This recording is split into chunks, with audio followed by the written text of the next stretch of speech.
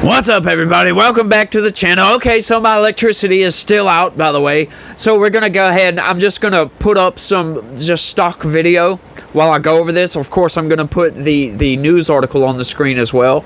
But I'll just put some stock video up because I got to use my phone to read the news. And right now I'm using my phone to show my face. And the news is a lot more important than my face is.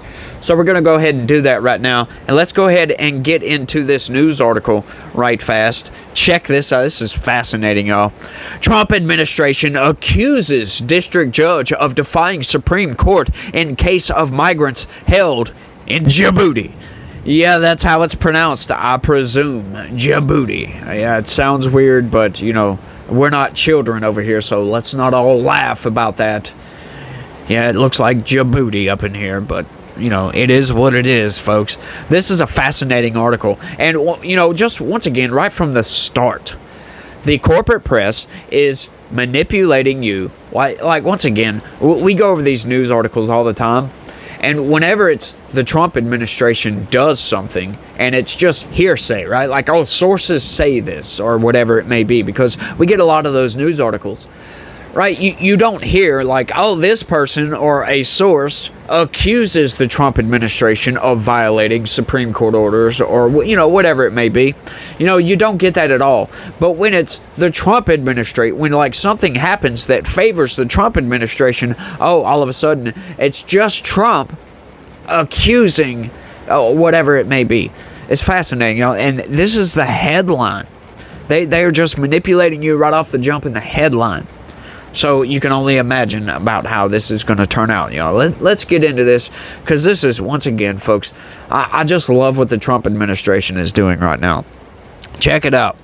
President Donald Trump's administration urged the Supreme Court on Tuesday to allow it to immediately deport a group of migrants currently being held on a U.S. military base in Djibouti to South Sudan, saying the judge handling the case defied the high court. No, he didn't. It's not just the Trump administration saying this. When you look at the actions, when you look at everything that took place, he most certainly defied the Supreme Court.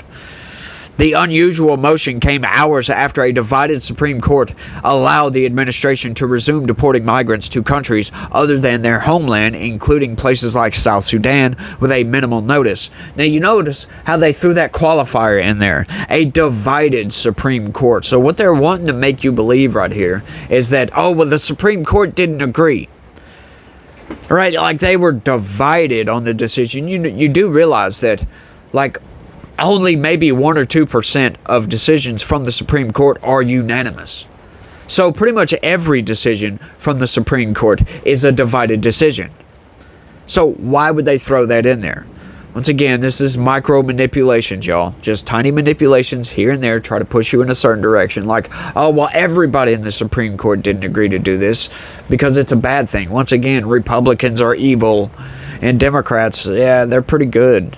And you know, if we don't have to mention them, we're just going to go ahead and leave their name out of it because why not? It's insane, y'all. It really is. Later Monday, a district court judge in Massachusetts ruled that the order didn't apply to the specific migrants in Djibouti. And by the way, once again, they're lying about the migrants. These people are not migrants. These are hardened criminals, right? Like, think about this for a second. Okay, you know, Djibouti is way on the other side of the world, right? It's in the Middle East. Way on the other side of the world. It's also a military base. So you got to think for a second. Okay, so he took people from the United States and flew them all the way on the other side of the world? Why would he do that? Well, because, you know, the military has these really, really nice facilities for keeping terrorists. So, these people are hardened, convicted criminals, and that's where the Trump administration decided to keep these people. Yeah, so once again, and they do not mention that at all in this article. They just want you to believe that this was just some group of nice random people, you know, cooks and dishwashers and, you know, grape pickers and things like that, of people that just came to this country seeking a better life. They just wanted to make a paycheck and go to Buffalo Wild Wings for supper every evening. No, that's not what these people are. These are hardened criminals, folks. And this judge, well, we'll get into that. Describing the lower court's order as untenable, the Trump administration accuses U.S. District Judge Brian Murphy of being in defiance of the Supreme Court's order and suggested in its brief on Tuesday that the justices remove him from the case. The district court's ruling of last night is indefensible, the Department of Justice told the Supreme Court. The district court's ruling of last night is a lawless act of defiance that, once again, disrupts sensitive diplomatic relations and slams the brakes on the executive's lawful efforts to effectuate third country removals, the administration said. As is often the case on the Supreme Court's emergency docket, the order Monday afternoon provided little detail about the implications of the decision. The Trump administration had asked the justices to put on hold an order from Murphy which found that the government's efforts to deport migrants to third-party countries without additional due process unquestionably violated constitutional protections. Okay, so basically this judge told everybody in the world, I don't care what the Trump administration, their lawful orders, their lawful acts, don't care about that. I don't care about the highest court in the land. He said, I don't care. In my opinion, this violates what I think the Constitution says.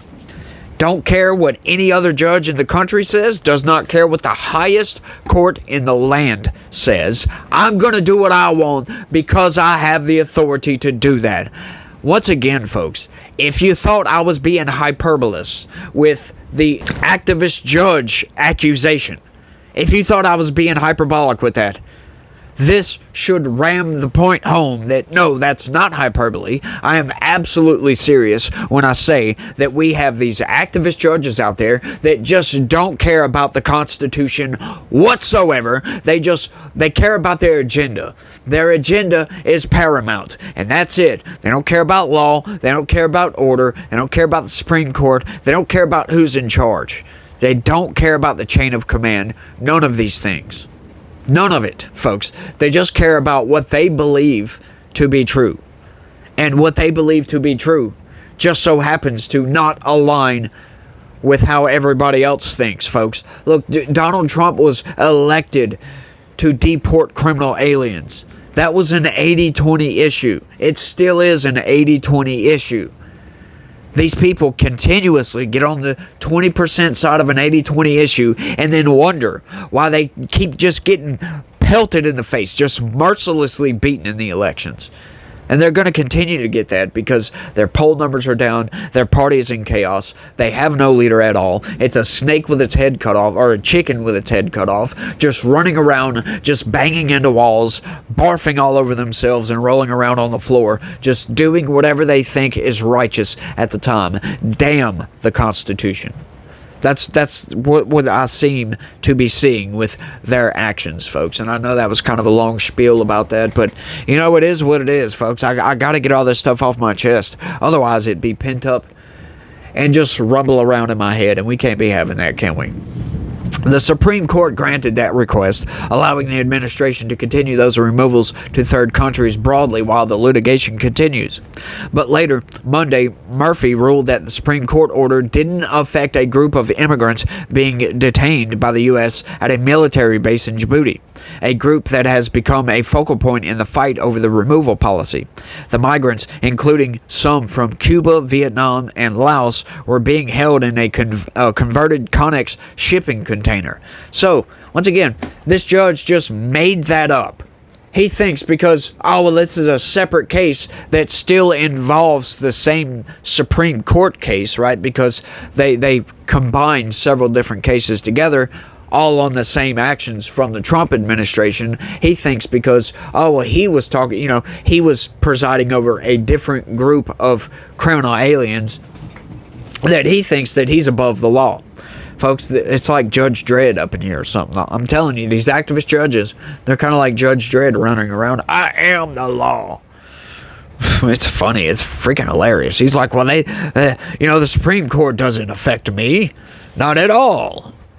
Murphy said the government must continue to assess claims they make about the fear of being tortured before removing them to South Sudan.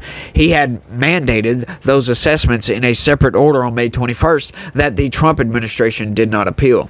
You know what? Like, once again, I can't stand these arguments, because this same argument talking about their fear of being tortured if they go to South Sudan, that could be anywhere, y'all. That could happen within the United States. I'm sorry, there's evil people in the world. That could happen to anywhere you go. Now, the likelihood of it happening in the United States is less than in South Sudan. But still, it's like these people, they say, oh, we want to stay in the United States because we fear a death going back to our home country. You know what? You could die in anywhere. It doesn't matter. There's always that fear. There's always a fear of getting robbed or something else bad happening to you, getting into a car wreck, whatever it may be, whatever fears you may have. So you can't eliminate that. So to me, that's not an argument at all. You just can't use that argument, in my opinion. Not with just random fear. Now, if you were being, like, if there was a communist takeover and like in China back in the day when they had their communist revolution, hey, look, I understand it. Look, I get it. They're persecuting people that doesn't want to fall in line and march in lockstep with the Communist Party. I get it. You're running from it. You don't want to live that way. That's a different claim. Just outright. On Tuesday, the Department of Justice also suggested the Supreme Court may consider ordering that the case be reassigned to a different district judge. Administration attorneys urged the justices to clarify that its order Monday also covers Murphy's separate May 21st order involving the migrants in Djibouti. If the Supreme Court agreed to do so, that would mean those migrants could be removed to South Sudan. Once again, of course it should affect these people over there, because it all falls under the same action by the Trump administration. For goodness sakes, you can't have, a pause on this, not when you put these nationwide injunctions. You can't have a pause for this case over here, even though he's trying to deport them under the same rules, right? A different situation for these people over here. I'm sorry, it just doesn't work that way. You either are allowed to do something under the Constitution, or you're not allowed to do something under the Constitution. That is how it goes when we're talking about litigating through these court systems, right? Like, they say a lot that you don't necessarily worry about if something is legal or not. You worry if it is illegal, because if it's not illegal, then it's most definitely legal to do. So what I'm getting at it there is that if Trump is deporting people, and the Supreme Court said he can deport people under this certain provision in the Constitution, then that applies all the way across the board. That doesn't just apply to, certain subsections. Just because this judge is in a different district doesn't mean that this type of deportation doesn't apply. It's ridiculous what this judge is arguing here. He's thinking just because he's in a different district that it doesn't apply to him. It's like, no, that's not how the law works, my guy. Humanitarian groups describe the situation in South Sudan as dire. The United Nations recently warned about food insecurity in the country, which is also facing political instability and escalating violence. There is currently no injunction in place barring the removal of the criminal aliens in Djibouti, the Trump administration told the Supreme Court in its motion Tuesday.